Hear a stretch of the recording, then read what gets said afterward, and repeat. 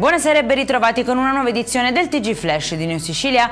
In apertura l'aggressione al presidente del Trapani Calcio Valerio Antonini. L'imprenditore ha raccontato l'episodio e ha denunciato l'accaduto alle forze dell'ordine. Sulla vicenda sono in corso gli accertamenti per ricostruire tutto nel dettaglio. I vigili del fuoco di Catania sono allo stremo, i sindacati denunciano organici insufficienti, carenza di mezzi e il continuo ricorso a straordinari e richiami in servizio per fronteggiare incendi ed emergenze. Chiesto un intervento urgente con assunzioni e risorse aggiuntive.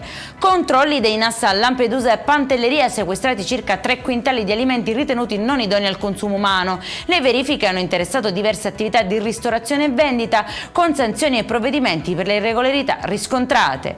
Prosegue la stretta contro l'abbandono dei rifiuti a Palermo. In appena un mese sono state elevate oltre 2000 sanzioni nei confronti di chi ha violato le norme sul corretto conferimento dei rifiuti. L'obiettivo è contrastare il degrado urbano e migliorare il decoro della città. È in chiusura il meteo domenica con cieli prevalenza nuvolosi sulla Sicilia, ma il caldo non concederà tregua. Le temperature resteranno elevate su gran parte dell'isola, con valori ben al di sopra delle medie stagionali. Per questa edizione è tutto, prossimo appuntamento lunedì alle 13:30. Buona serata.